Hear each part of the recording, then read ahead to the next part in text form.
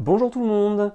Le premier tour de la présidentielle est passé et surprise, il n'y a pas eu de surprise. Finalement, les sondages avaient vu plutôt juste. Aujourd'hui, rapide petite vidéo pour parler des deux affiches officielles du second tour.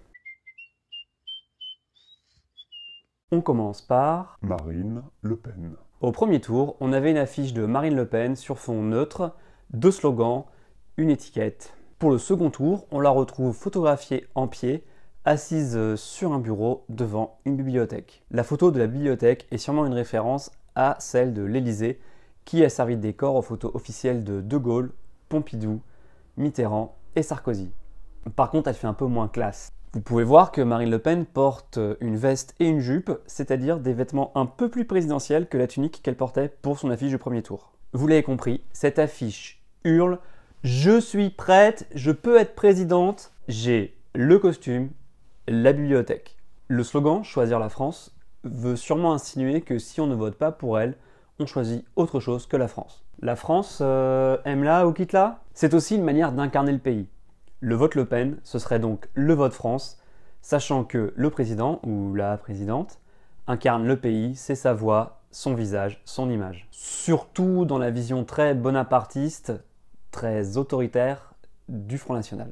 Par contre, je suis très perturbé par cette position déséquilibrée, très bancale sur le bureau. Je trouve que rien ne colle, ni les bras, ni les mains, ni la tête, ni la cuisse. Une cuisse apparemment dénudée pour faire référence à la justice et à l'islam.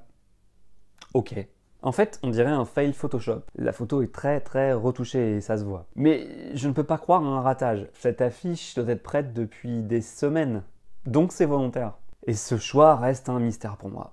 Si vous avez la réponse, une théorie, les commentaires sont là pour ça. Emmanuel Macron.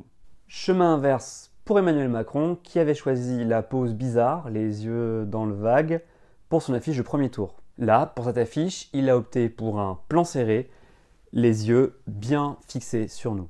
Le tout avec une attitude plutôt sereine et confiante. Son visage prend toute la place. Ça me rappelle l'affiche de Ségolène Royal en 2007. Contrairement à l'affiche du premier tour qui montrait la rue et des gens, même flous, cette affiche-là n'a qu'un fond neutre avec un éclairage sur la droite de l'affiche alors que son visage est éclairé du côté gauche. Plus de fioritures, plus d'aplats de couleurs, juste son nom et le slogan au-dessus en plus gros, ensemble, la France, avec un point d'exclamation. Lui aussi fait référence à la France, mais comme un projet à bâtir en commun et non pas comme un choix à faire à l'exclusion de tout autre. Politiquement, le mot « ensemble » appartient plutôt à la gauche et on l'entend souvent scander dans les manifestations.